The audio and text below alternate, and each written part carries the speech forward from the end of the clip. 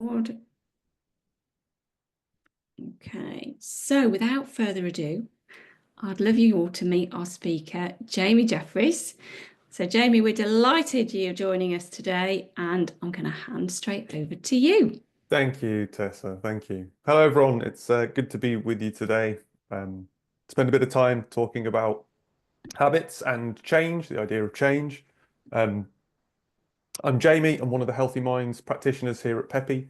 Um, I am a qualified counsellor and psychotherapist. I've worked in mental health for a number of years, career change later in life, but I've worked for charities, social enterprises, private companies. And I have maintained my own private therapy practice as well for a number of years. So I work as a psychotherapist in what's called transactional analysis psychotherapy. And I think we're going to touch on at least one idea from transactional analysis today. So I'll probably say TA when I say transactional analysis because it takes far too long to say transactional analysis every time you want to say that. There's way too many syllables in that name. So TA psychotherapy. Yeah, really excited to be with you and talk a bit about habits change, etc. It's time of year where that's very relevant for people. Um, I think we place an awful lot of meaning in the changing of the year, the new year, and sort of changing ourselves as well. So we're going to think today about some things that might make change difficult and some sort of frameworks to think about that in, some ideas that might help. Yeah, think about that going forwards. It might aid you. So I hope you get some benefit from today. So, firstly, forming new habits requires time and perseverance. Why do many people fear change? Why is change scary? And I think broadly speaking, we can think of change in two ways. One way is that there's change that's forced upon us, and another is that there's change that we choose, we have some agency in as well. And I find, generally speaking, that humans can be very, very adaptable at change that's forced upon us, even though that can be very difficult, but it can be more difficult to sort of enact the change that we're part of. So why do people fear change? Why is it difficult? So it can be that people genuinely believe in a subconscious or unconscious level, so out of awareness, or maybe in a pre-conscious, so that might be just in and out on the edges of awareness, that if they've been doing something one way for a long time, that must be a good way to do it. We can also think of an idea called sunk cost fallacy, which is that if someone's been doing something for an awfully long time and then they change, they're going to lose all of the time that they'd invested in it so far. Their sunk cost.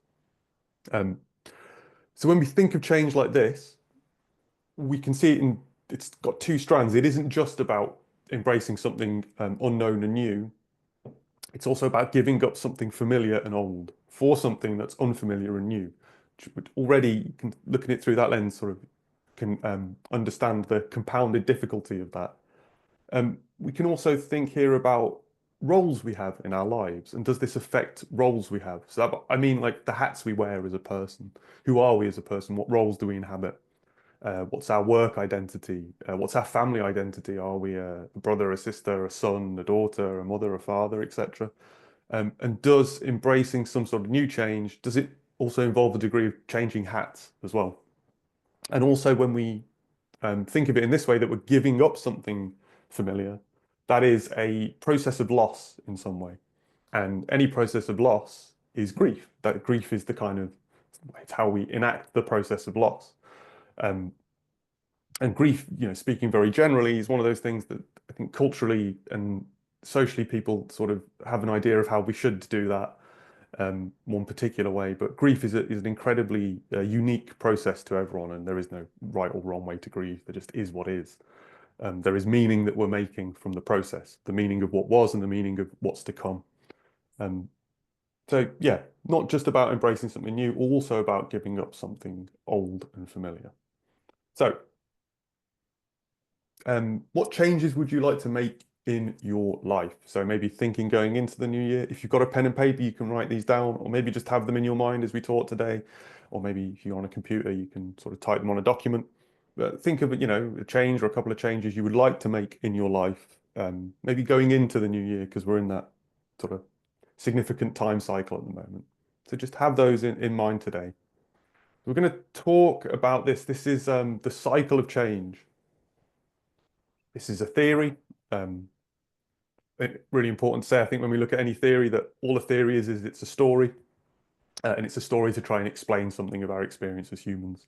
And then popular theories, a bit like this one, ones that get traction, stories that lots of people have sort of looked at and gone, yeah, it makes sense. It explains something of my experience. This is an idea that was developed by two social workers, I think they're called Petrashka and De Clement, if I remember correctly. Um, and it's a way to explain how change lies with the individual. It lies with the person. They are responsible for change. So I am responsible for the changes I want to see in me. And it's a sort of framework to explain how that might work, how it might look. Um, and I like to think of this as scaffolding. So it's like a bit of scaffolding we can think of when we're either going to make a change or we're going through a change or why change is difficult, or why change takes a very long time. So it suggests that there are these six unique kind of phases. So you see, we go from pre-contemplation, contemplation, preparation, action, maintenance, relapse, and then you've got this kind of snakes and ladders-esque falling back down into action here, and then that goes round again. So we think of this as a spiral, but we think of it as an upward spiral of recycling. So it kind of spiral that goes upwards like that, and that's this bit, this recycling. Um, it's like I say, it came from two social workers developed it. It's used quite widely in social work. It's also used quite widely in addiction work. So any kind of behavior that is addictive for a person, whatever that is, could be substance misuse or gambling or shopping or work or exercise, whatever it is, used widely in those where change is a big part of addiction work, making changes, and particularly in substance misuse where there's kind of extra layers of complexity added to that as well. So I'm going to talk through some of the stages and what they might sort of sound and look like. And I'm going to use myself as an example to hopefully crystallize the stages as I talk through them. I'll try and layer a bit of my own experience on top of them. Because this is a spiral I'm still going through with a particular change. For me, that's running, becoming a runner, taking up running. So stage one is pre-contemplation. This is largely an out of awareness stage of the process. So again, subconscious, not conscious, where we all enter the cycle, pre-contemplation. The person that we say out of awareness, they may not even realize they have a problem at all. Uh, they might have no motivation to change. They could even be in active denial of the problem. So again, in kind of substance misuse or addictive work, that might sound like I can stop any time. That's commonly how that might sound, just active denial. For me, my thing was I took up running in COVID. I wanted to take up running because COVID had an effect on my lifestyle, as it did with everyone. Became very sedentary, was working from home, not getting out, not moving, diet changed, eating a lot of comfort food, rubbish, etc., putting on weight, having all sorts of effects. So I decided, well, not at this stage. Here yeah, sort of that was happening. I wasn't really aware of it. So we moved from then pre-contemplation to contemplation. So this is where we start to acknowledge the problem somewhat. And we may start to plan change within about a 6 month period. So we sort of planning to do something in a shorter time frame, about 6 months. Um, Again, that might be for me sort of realizing that what was happening in terms of being very sedentary, not moving, eating too much, etc. We might be unsure here of our ability to change or what action to take in order to enact the change. So it's we are focused on the problem, but we might also be ambivalent towards change. And by ambivalent, sometimes I think people can think ambivalence means not caring. And really, ambivalence is kind of holding two positions and not knowing which way to go. So you could say it's not really not caring. It's kind of the opposite. It's kind of almost so caring so much that we're stuck as to what we do next. This is contemplation, a bit more in our awareness. And you can see we've got the little light bulb dinging, something's happening, something's going off. Then we move from contemplation to preparation. So this is a decision to make a change. We have decided we want to do something.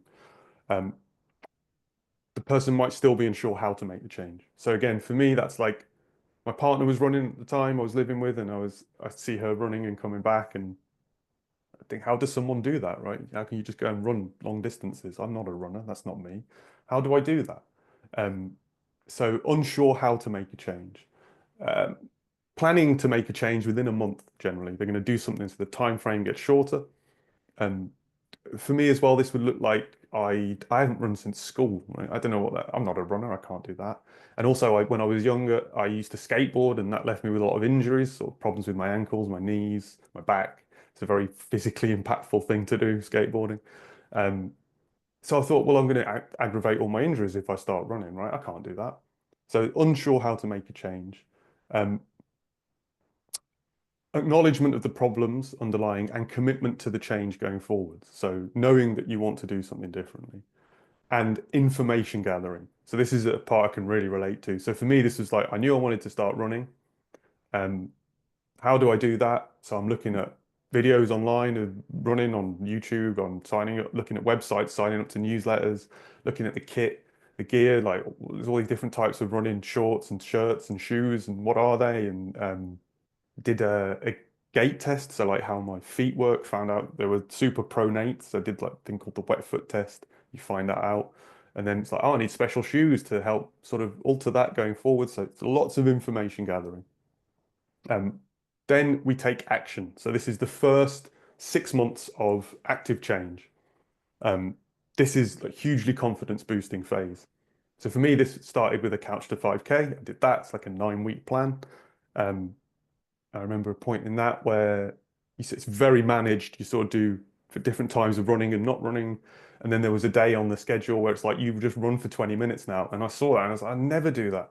And then did it. And it's like huge confidence boost. So very confidence boosting stage. Um, we review the importance and significance of the change as well. So sort of assessing how important it is to us going forwards. Um, Lots of positive reinforcements and reward to sustain our motivation. So what we could say in this stage is there's a lot of dopamine. Dopamine being our brain's reward and motivation chemical. Um, and the thing with dopamine, a bit like when we acquire things in life, a bit like enacting change, is dopamine only really cares about getting the thing. It doesn't really care about holding on to it because that's less motivating, it's less rewarding. So it will care a lot about this, sort of doing the change and feeling all the differences and the confidence, but it won't care so much about the next stage, which is maintenance. So maintenance is when we have sustained a change for 6 months or more, and we have an intention to sustain that change going forward. Again, that for me, that looked a bit like doing couch to 5K, running 5Ks for a while, working up to 10K, and then above. We have more confidence here and we actively work to avoid relapse. So we start to be able to identify things like our triggers for relapse. So again, for me, why am I being more sedentary? It's about withdrawal, it's about disconnection, it's about not being around people that kind of promoted that for me.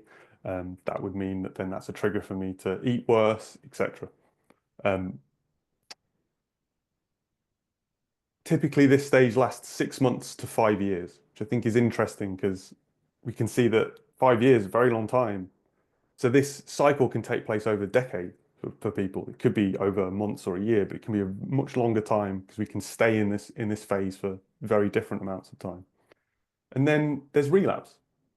So relapse is a hugely common experience in the cycle of change. Um, it's a recycling of change behavior. So we use this model to try and sort of look at that very differently rather than relapse being an out and out failure. If we do this sort of snakes and ladders fall back down to action, we think of this as the recycling. This can be a really important time to evaluate things, reassess our triggers, reassess our motivations. Very common example would be smoking for people. Again, I smoked when I was younger and I went through about 5 or 6 attempts to give that up before I successfully did, and that's very common. So a person then could say, well, when do I sort of fall off with smoking? When do I start smoking again? Is it when I'm in certain places, around certain people, certain times of day, certain stresses, etc.? Again, for me with running, this looked a bit like I stopped when I got up to doing half marathons, did half marathons, and then injured my knee. My knee started to be really bad, and I just thought that was one of my old injuries, and then stopped running because I thought I had to rest. what I didn't realize at the time, didn't look into, was that I had a thing called runner's knee, which was just a very common, wasn't my old injuries at all. And there's a kind of golden rule in running where if you're going to increase your distances, you only do that by 10%. And I didn't do that. I went much higher, and I missed training days and things. And so that's what made me relapse and fall off back down. So as I said, this can take place over a shorter time frame, or many, many years, decades even, if we stay in maintenance each time, six months to 5 years. When so we, like I said, this is used in addiction work a lot, and in substance misuse. What I think is really interesting in the sort of statistics from substance misuse is that when people relapse, 15% of people then move to pre-contemplation. So they go back to denial of the problem, etc. The other 85% go to action. So a huge, huge proportion of people, even in substance misuse, which comes with all these extra complications around change, um, move from relapse to action. They go back and they recycle the spiral upwards in that way. I think I'm not running at the moment. I'm planning to start again in the new year. And I think it'll be like my fifth time around the cycle with running. Um, so again, using this as a sort of framework to think about change and how it's a very drawn out process. And thinking of that, what comes to mind is the sort of, we could think of the teenager kind of view of change, which is a teenager trying to find their own identity at that age might put on some new clothes or listen to some new music or get some new friends and think they've changed. It's very sudden, I've changed, that's change. And that's very important for them at the time in the kind of strive to find their own identity. But it's not really how change works. Change is more of this. The change is drawn out, it's subtle, but it's very real in that way. It's very small steps. So hopefully, and again, think of the things you might want to change yourself and have this kind of framework or scaffolding to think of those things in. I just wanted to check with you, Tessa, if there's any questions before I moved on. No, there's no submitted questions. The only thing I guess that's come to mind for me is typically we can see, especially in the new year, when you talked about maintenance there being 6 months to 5 years, whereas I guess a lot of people seem to not get beyond 4 to 6 weeks when we set these typical New Year's resolutions. And is there a difference there in what people are doing?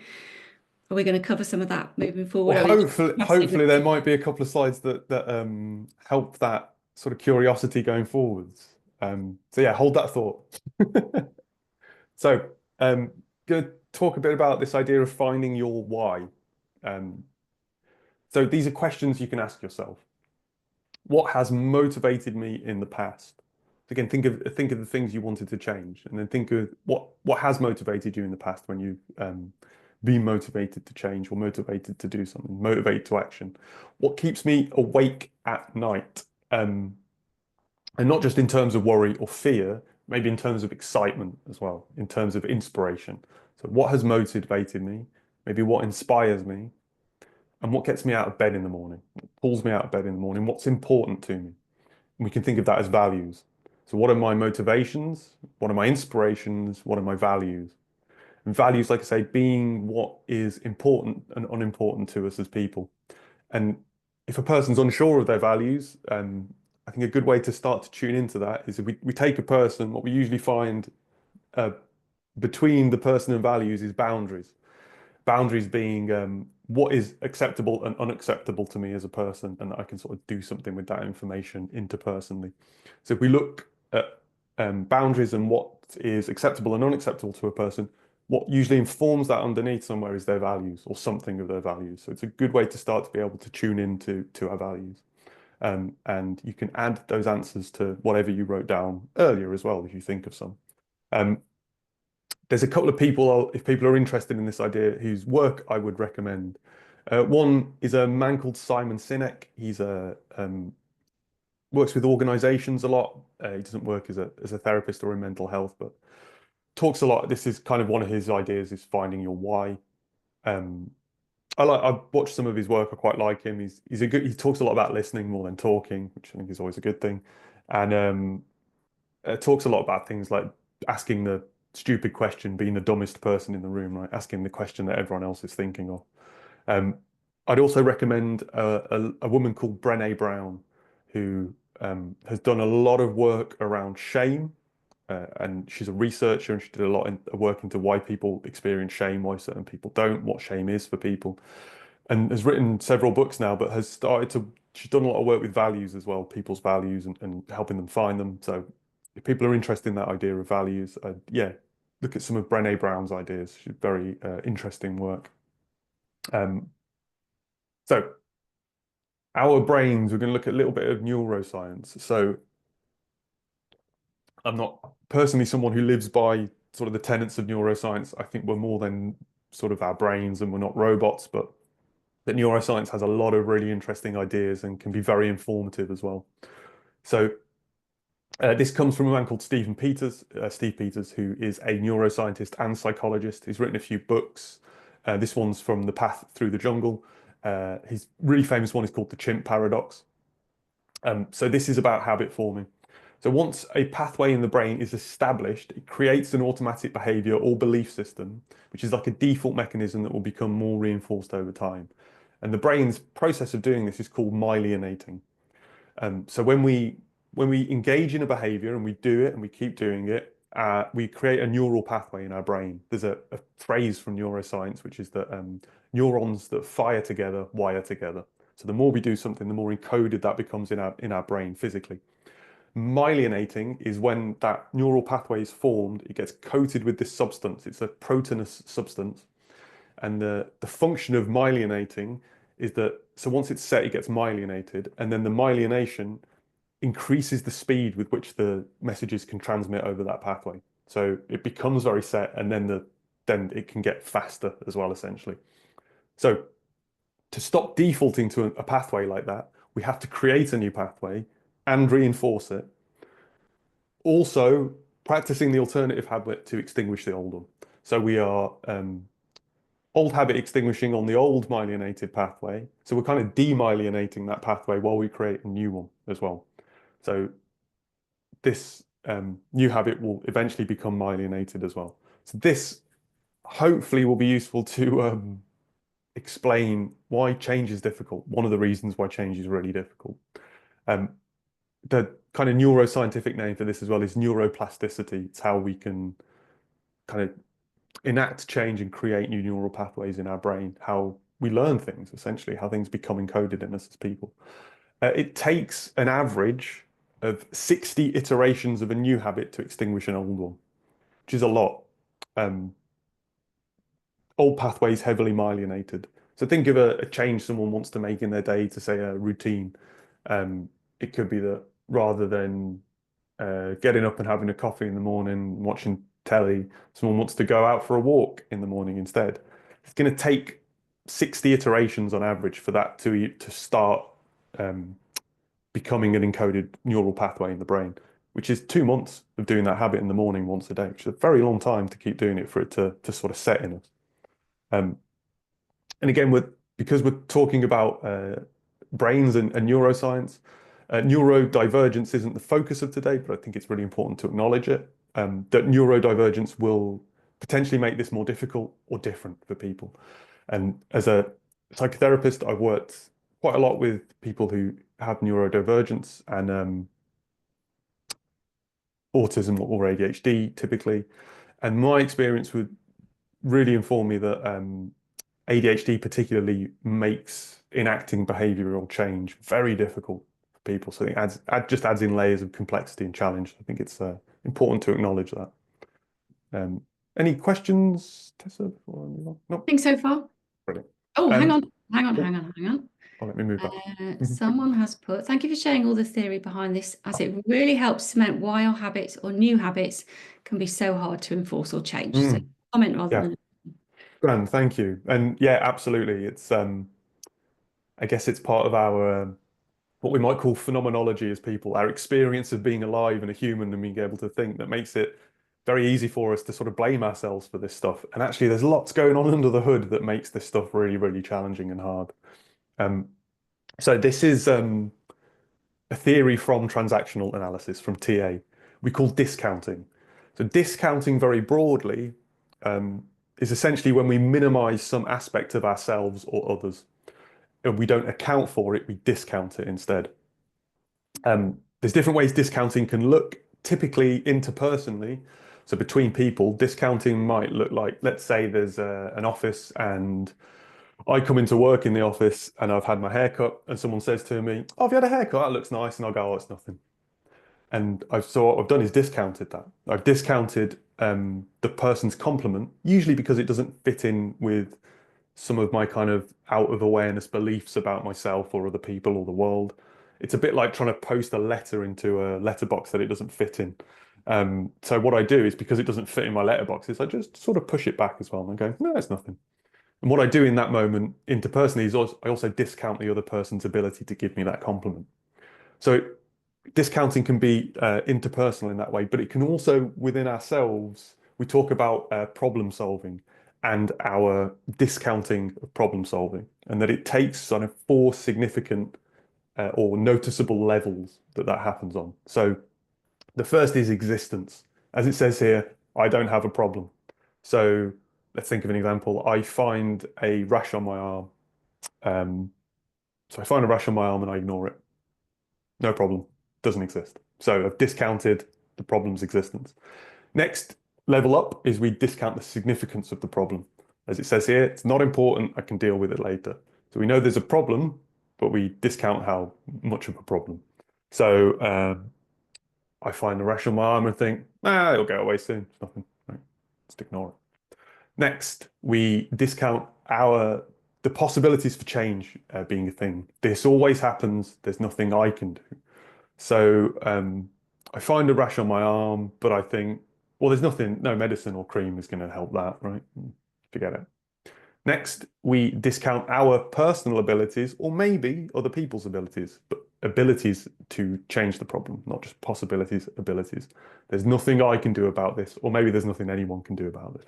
So I find the rash on my arm and think, well, no doctor's going to be able to fix that, right? So we go through these sort of layers of discounting problems. And um, what this leads to is passivity, what we call passive behaviors. Passive behaviors and change do not marry. They do not go well together. They are kind of at loggerheads. They're against each other. Um, Passivity, passive behavior. I remember I used to live in Leeds and I was on a bus on my commute, and I knew that the bus stopped at this certain stop, and it would catch up with itself there. It would usually wait a few minutes at this stop.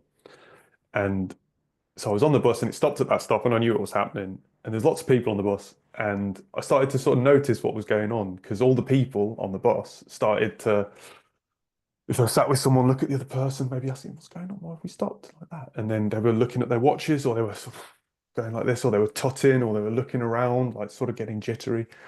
And none of the people got up and asked the driver what was happening. That would be an active behavior. What they were doing was engaging in passive behavior. Another common example of how this might look is, say people go out for dinner and they sit down and they order their food, and then one of them notices other people's dinner's coming first and theirs hasn't come. And they sort of say, well, say to their partner, "We ordered before them. They came in after us. They sat down after us. And what's going on?" And again, looking at their watch or sort of looking around and not actually sort of flagging a waiter and asking what's happening. Again, that would be an active behavior. So again, use this idea as a bit of a framework, a bit of scaffolding. You can kind of marry this up with the cycle of change quite well as to what or how we might discount our own ability to solve problems or enact change, which is a problem, solving a problem, enacting change. And whereabouts are we maybe on these stages, and how can we maybe move up and get out of discounting our ability to solve problems? Grant, any questions, Tessa, before I think Brilliant. So, some suggestions of some steps people can take to get started. So, decide, that's acknowledgement of a change or a problem, deciding to do something. Write that down. You could think of that as journaling, externalizing, the act of getting something out of ourselves and putting it down somewhere else. Tell someone else. So we're going to talk a little bit about accountability, but that's maybe where that's sort of getting into, and breaking something down into smaller parts as well. Take the first step. So do one step, however small, keep going and celebrate. So celebrate any step, any victory, any change or any motion towards change. This idea of being comfortable in the uncomfortable is it's an idea from education I really like. We talk about this sort of three zones we have as people. So we have our comfort zone. The comfort zone is familiar, it's predictable, it's safe, it's reassuring, and they all sound lovely, don't they? But it also can be limiting because if we stay in our comfort zone, we never grow. Um, and I think we're starting to, what I think of part of this, the human condition, really, sort of what it means to be human is we sort of yearn on one hand for the familiar, the safe, the predictable, the warm. And we also yearn, on the other hand, for growth and stretch and pushing ourselves and being more than that. So it's like a balance we're going through all the time. So on one end, we have the comfort zone, and on the other extreme end, we have our panic zone or our overwhelm zone. Too much.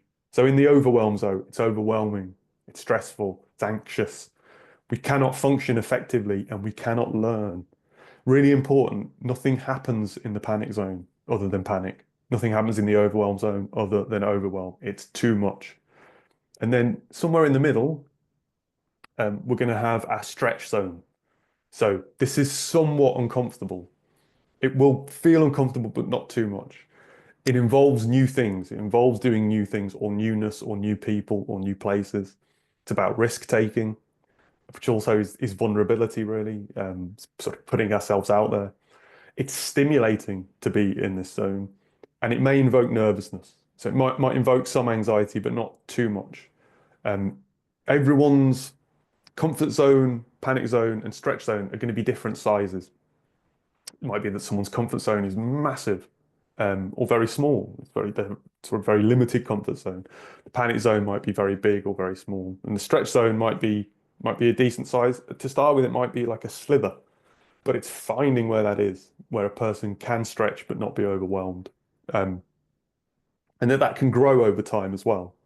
Um, in transactional analysis, we have a concept I really like we call psychological hungers, which are the six different kind of categories of things that we yearn for as people, really, that are really important for us. One of them we call incident hunger. An incident hunger is essentially our need to know we're alive somehow. So it involves stimulation, but it's more than stimulation as well. It's really knowing we're here somehow. And we think that there's a continuum, like a spectrum, of how we can meet that need in ourselves. And at one end of that spectrum, that will look like trying something new. Trying something new is really in the stretch zone here, is really going to let us know we're here, we're alive. It's invigorating and vitalizing. So that's one way we get that need met. And the other far end of that spectrum is kind of high drama, having some kind of dramatic things happening in our lives a lot, engaging in drama. They're, they look very different, but they're going to kind of meet the same need. So we can think about how maybe are we meeting that need in ourselves for stimulus and newness? How are we meeting or not meeting that need? Because if we're not meeting it, we tend to find a way to meet it that may be more restrictive rather than helpful. Another idea we can layer over this, another lens, is from CBT, cognitive behavioral therapy. We call safety behaviors, and typically used in anxiety work if someone suffers with anxiety. Um, if a person is anxious, let's say, and their trigger is going to a supermarket, that's their trigger for anxiety. It makes sense for the person in the short term to avoid going to a supermarket, right? Because then they avoid all the anxiety, all the unpleasant feelings, all the nervous system responses that comes with that are very overwhelming. So in the short term, that makes sense, but in the long term, it's going to compound the problem and make it worse because the anxiety is never challenged. So we can apply that to finding the stretch zone. They've got to find that stretch zone where they can sort of just start pushing the edges of that anxiety and, yeah, being with that somehow. That's how we overcome these things. Um, Another lens you can layer over this is an idea it's from trauma work, but it's used in anxiety as well. It's called the window of tolerance, and essentially explains that when we have responses to danger in our nervous system, we tend to either become hyper aroused, which is that we get anxious, overwhelmed, out of control, angry, etc. Or we have hypo arousals to that, which are disassociation, where we're going to feel numb, frozen, spaced out, daydreamy, like we're not quite here. They're both responses to danger, and our nervous system enacts for us to sort of try and help. Um, the window of tolerance is we think we've got a window in us, like a metaphorical window, where we will go up and down, we'll be stressed in our day and we'll have things happen, but we're tolerant of those experiences. And we can think of when we leave the window upwards or downwards, hyper or hypo. And a common way to work with this idea is to have a person then reflect on, this is how I would work as a therapist with it, reflect on the experiences that they're having at those times and to assign scores to them out of 10. So, and then we can sort of figure out the baseline. Where are the edges of the window? Is that when you're a 4 out of 10 or a 5 out of 10 or a 6 out of 10? And what sensations, what happens at 5 out of 10? What are you thinking? What are you feeling? What is your body telling you? What physical sensations go with that? So again, we can think of this as the edges of the window are going to be the stretch zone. So what's the kind of intensity of experience when we're in our panic zone? Is that 7 out of 10? Does that feel like 8 out of 10? Because that's too much. So if it's 8 out of 10 to be here, how do we find 7?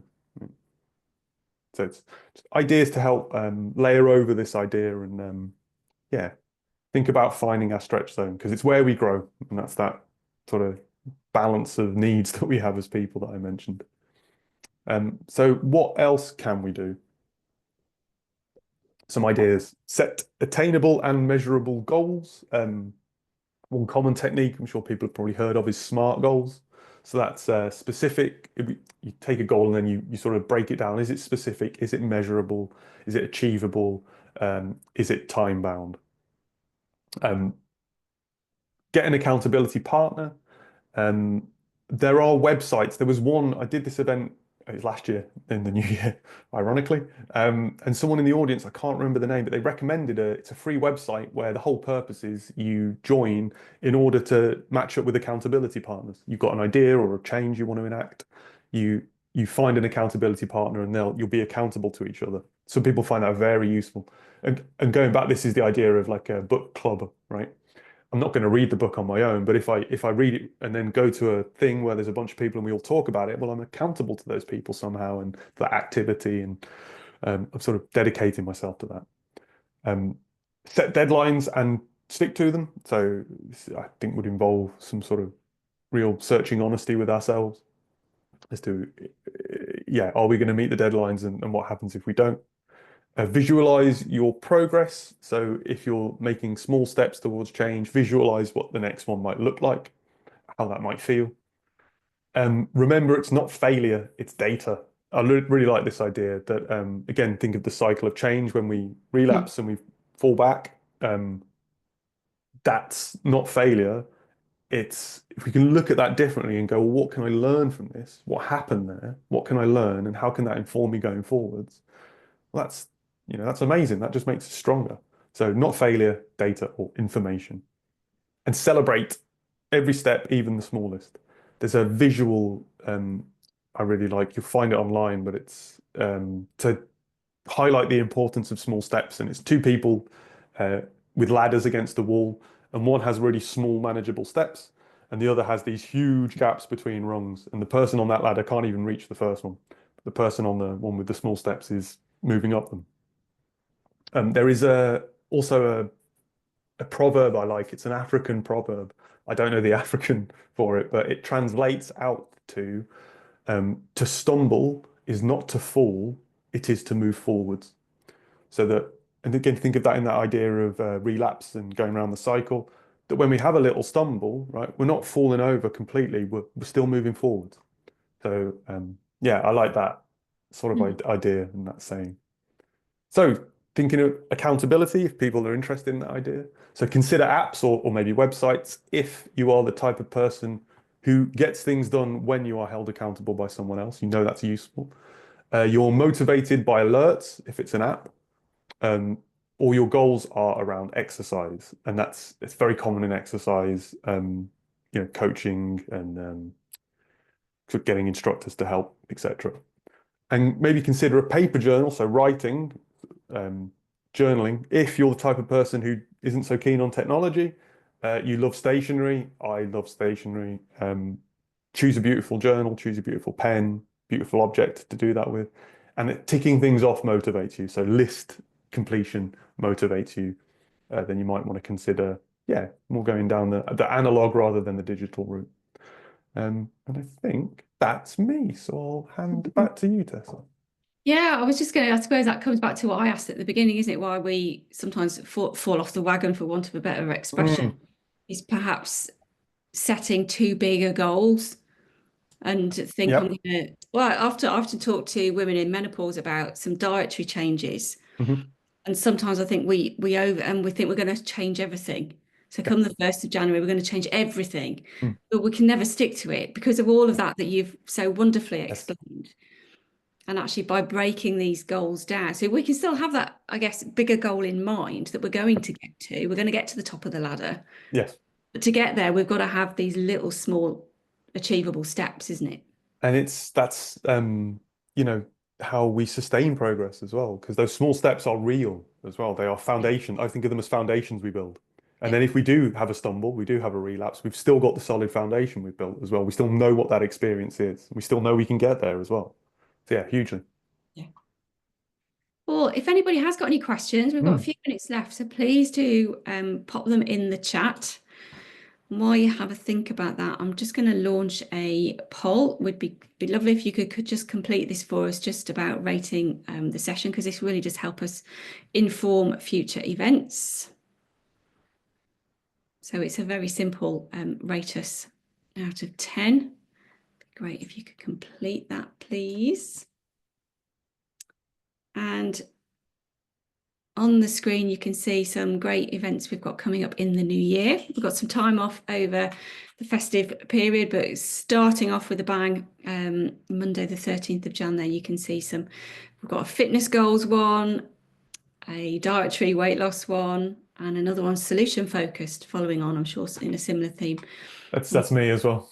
today. So it'd be fabulous. Wonderful. So yes, thank you to everybody for joining us, and particularly thank you, Jamie. Been wonderful to have your insight onto setting our goals. And a final reminder, really, that the recording for today's session will be emailed to you over the next few days. And you can find the slides, as I said at the beginning, on the event lobby page. And don't forget, you can watch all of our events on demand because they do get recorded, but please just register in advance. Because if you can't join us live, they'll be sent to you. So thank you very much. And yeah, a few comments just come in. Thank you for the tips, workable things we can implement. So yes, thank you very much once again. And thank you all for attending. And I'd like to take the opportunity to wish you all a very Merry Christmas. Yes. Thank you, everyone, and have a happy holiday.